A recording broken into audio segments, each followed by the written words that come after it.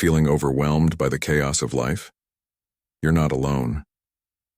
The relentless grind of emails, news cycles, and never-ending expectations can make stress feel like an ever-present storm. But what if I told you that stress isn't the villain in this story? It's how we face it that makes all the difference. Today, we're diving into 7 powerful strategies for transforming stress from an enemy into an ally. These aren't quick fixes, but tools rooted in ancient wisdom, specifically Stoicism, that can help you reclaim control and feel calmer instantly. Stoicism teaches us that, rather than running from discomfort, we can learn to use it as fuel for growth. Are you ready to turn stress into strength?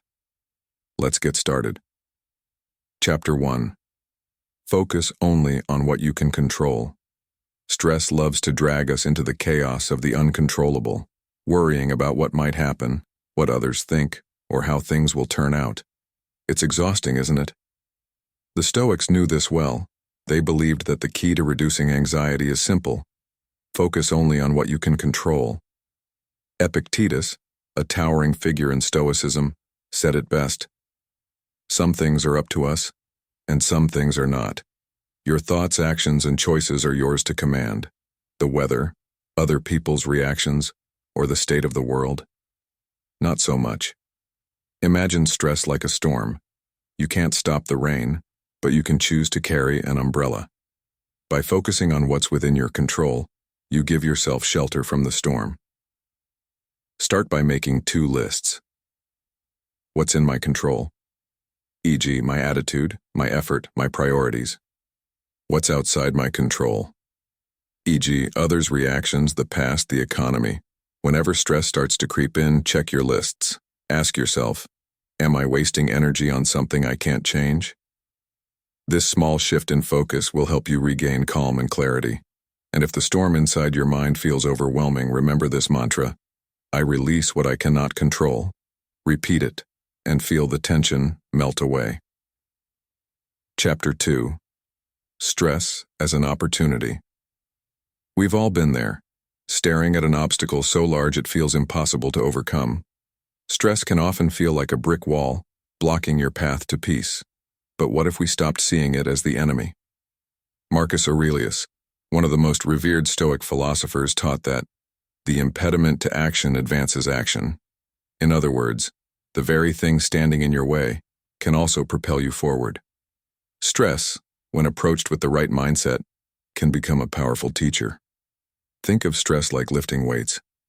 At first, the load feels unbearable, and every muscle aches. But with time, that resistance builds strength. The same goes for your mind and emotions. When you learn to face stress head-on, you become more resilient. Next time you're stressed, try asking yourself, what is this trying to teach me? Whether it's a work challenge, a tough conversation, or an unexpected setback, stress can help you grow. If you're overwhelmed at work, maybe it's teaching you time management. If a relationship feels strained, maybe it's a lesson in patience. Stress is no longer a force working against you. It's a partner in your growth. Chapter 3. Embrace voluntary discomfort. In today's world, we're conditioned to seek comfort at every turn. With conveniences and instant gratification at our fingertips, we've become soft. When stress or discomfort hits, it feels unbearable. The Stoics, however, had a different approach. Embrace discomfort intentionally. Seneca, a Stoic philosopher, famously said, "Set aside a certain number of days during which you shall be content with the scantiest and cheapest fare, with coarse and rough dress, saying to yourself, 'This is the condition that I feared.'" By voluntarily stepping into discomfort, you build resilience and learn that your fears are often exaggerated. Stress is like a storm. If you've never been caught in a downpour, the first one might leave you drenched and panicked. But if you've practiced walking through the rain, you'll know how to stay calm and navigate the weather. Start small. Skip a meal, take a cold shower, or spend a day without your phone. These challenges build your mental toughness and prepare you for when life's storms get stronger. Over time, you'll learn to embrace discomfort as a tool for strengthening your resolve, turning stress into a source of power. In these 3 chapters, we've explored how to reframe stress, how focusing on what you can control, viewing stress as an opportunity, and embracing discomfort can help you face life's challenges with resilience. Remember, stress is inevitable, but suffering is optional. With the right mindset, you can transform your stress into the very thing that helps you grow stronger. So the next time life feels overwhelming, pause, breathe, and remember, you have the power to face it. Chapter 4. The Power of a Pause. When stress creeps in, it's easy to feel overwhelmed by our knee-jerk reactions. A harsh email arrives, and before you can think, your fingers are already typing a frustrated response. Or maybe a careless remark from a friend stirs anger in you, so quickly that you don't even have time to process it. These reflexive reactions only amplify our stress, pushing us further away from the calm, composed versions of ourselves we strive to be. Marcus Aurelius once said, "You have power over your mind, not outside events. Realize this, and you will find strength." This kind of power starts with one simple but profound action: pausing. When we stop to think before reacting, we create the space to respond with reason, not emotion. It's like the clarity that comes when you let a glass of muddy water sit undisturbed. The murkiness settles, and the water clears. In the same way, pausing helps your mind regain its focus, allowing you to respond thoughtfully. In a world that rewards speed, quick replies, fast decisions, immediate results, it may feel counterintuitive to take a moment. But the truth is, that moment of pause can be one of the most powerful ways to reduce stress and regain control of your emotions. Next time you feel the impulse to react, try the 3-breath method. Pause. Take 3 slow, deep breaths. Inhale through your nose for 4 counts, hold for 4 counts, and then exhale through your mouth for 6 counts.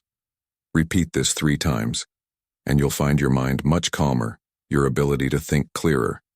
Ask yourself, what outcome do I want here? Will my reaction help or hurt? These questions force you to step outside the emotional fog and engage your rational mind.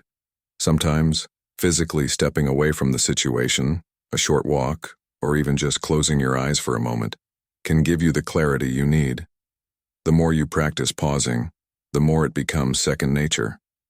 Over time, you'll notice that stress doesn't grip you the way it used to. The quick emotional reactions that once felt inevitable will no longer dominate your responses. Stoicism teaches us that while we can't control life's events, we can control how we respond. Pausing is your way of embodying that truth, transforming chaos into composure. Chapter 5. The Art of Visualization. Much of our stress comes from fear. Fear of loss, fear of failure, fear of the unknown. These fears pull us into a state of constant anxiety, always expecting the worst. But what if we could meet these fears head-on rather than letting them control us? This is where negative visualization, one of the core practices of Stoicism, becomes a powerful tool. It's not about dwelling on negativity. It's about mentally preparing yourself for the worst-case scenario so that you can face it with strength and clarity. Seneca said, "He robs present ills of their power, who has perceived their coming beforehand." Negative visualization means taking a moment, usually in the morning, to imagine potential challenges that may come your way. What if your big presentation doesn't go well? What if you lose your wallet? What if your car breaks down? Rather than avoiding these thoughts, you lean into them, considering how you would handle the worst that could happen. This practice does 2 things. It reduces the fear of the unknown by making you mentally prepared, and it enhances gratitude by reminding you that the things you take for granted, like your job, relationships, and health, are not guaranteed. For example, if you're nervous about a difficult conversation, imagine it going poorly. Picture yourself staying calm, choosing your words carefully, and ending the discussion with dignity. In doing so, you're not wishing for things to go wrong. You're mentally preparing yourself to handle them if they do. You're readying yourself with a kind of mental armor that will keep you grounded no matter what comes. Visualization also helps you accept the unpredictable nature of life. Instead of resisting uncertainty, you train your mind to embrace it.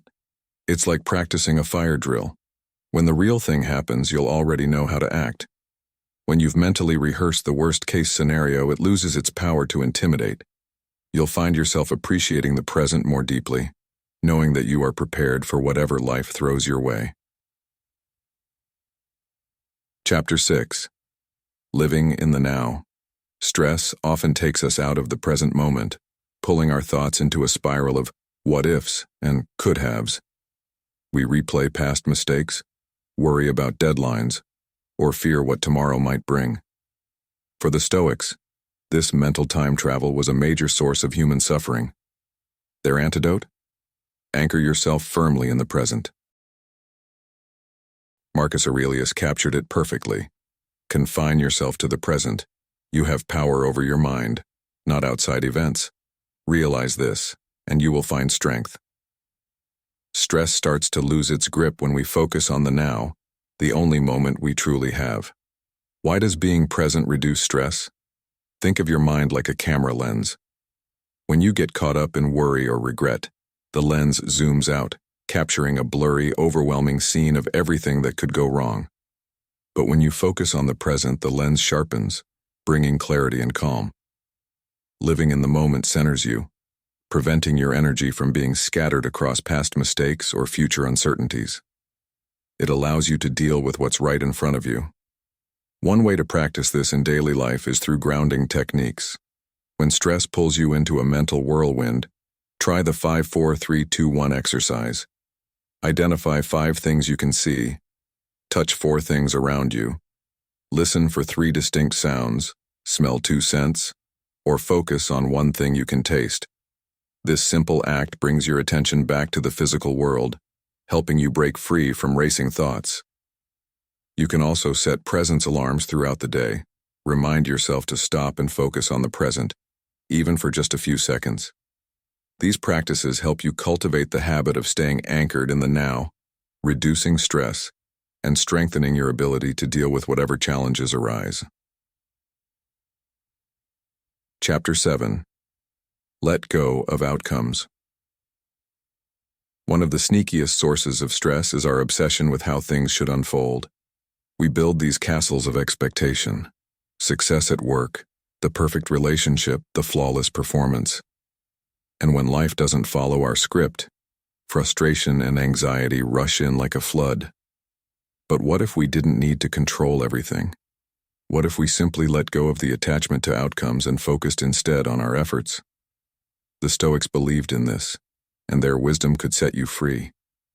As Epictetus said, make the best use of what is in your power, and take the rest as it occurs. Control your actions, your mindset, and let the rest flow as it will. This isn't about apathy or doing half-heartedly. It's about finding peace in doing your best without clutching tightly to results. Imagine you're a surfer. You don't control the waves, only how you ride them. If you fixate on making every wave perfect, you'll only end up frustrated. But if you focus on your form, your balance, and staying adaptable, you'll find joy in the ride itself. Stress diminishes when you stop tying your self-worth to the outcome. You become free to give your best without fear of failure looming over you. Now, letting go isn't always easy, especially when the stakes feel high. But you can start small. Instead of setting rigid goals that hinge on specific outcomes, try setting intentions based on your effort and values. For instance, instead of saying, "I must get promoted," say, "I'll give my best at work and stay open to opportunities." Instead of thinking, "This conversation must go perfectly," tell yourself, "I'll communicate with honesty and patience." At the end of the day, ask yourself, did I do my best with what I could control?